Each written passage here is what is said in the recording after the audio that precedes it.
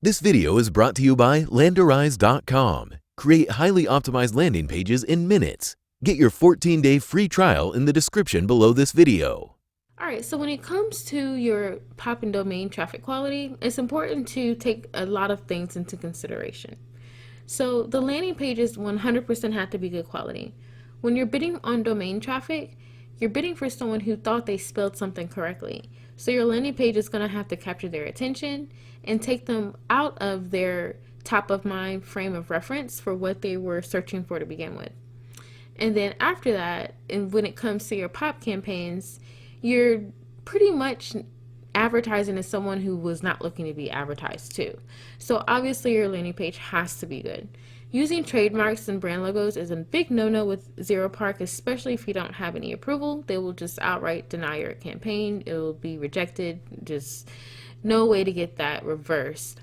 So don't use any famous brands, don't misinterpret anything. And then if you're going to run any adult campaigns, make sure you utilize adult traffic.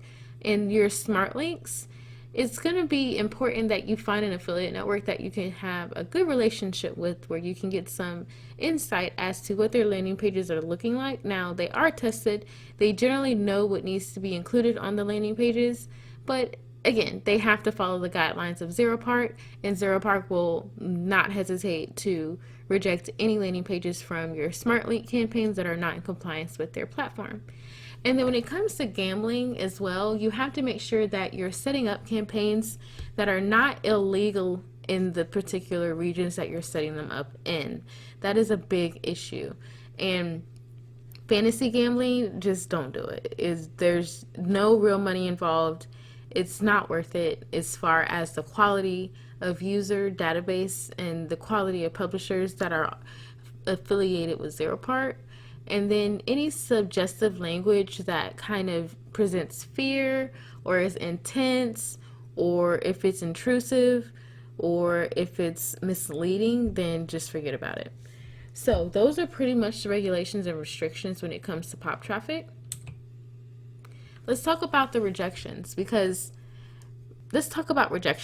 they do happen, and you're only human and they can easily be resolved. You're not going to be hit with an account ban unless you're visually producing fraud and not following the guidelines properly. But obviously, if you try to cycle your offers, or if you bid too high, or if you don't have a click ID token in the destination URL, like, we're talking about technical things here that are common.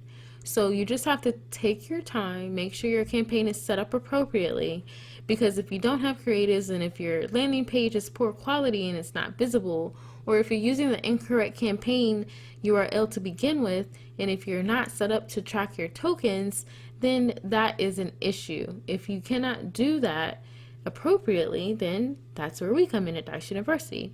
And then also the common things like the prohibited practices that you shouldn't be using, the use of celebrities and politicians, vulgar and violent offensive wording, and then any text that promote a product or service on behalf of a celebrity or politician without their permission.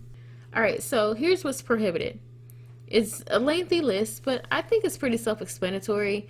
We don't really promote the black hat methods here in Dice University, and I'd say that our community is pretty much in agreement with that. So if you thought that's something that you could use on the Zeropark platform, then you were highly mistaken.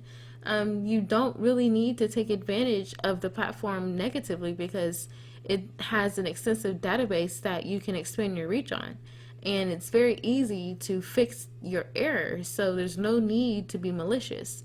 So you're prohibited pretty much from weapons and explosives, fake news, political advertising, like all the stuff that is culturally inappropriate. And then your prohibited practices, just don't be a douche. Like copyright infringement, spreading malware, doing auto downloads without people's consent, just being officially intrusive, phishing, rotating stuff that shouldn't be rotated, doing video or sound clips with excessive volume.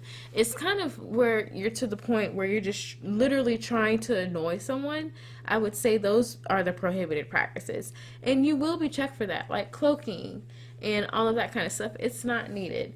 If you want to go the black hat way, again, Zeropark is just not for you.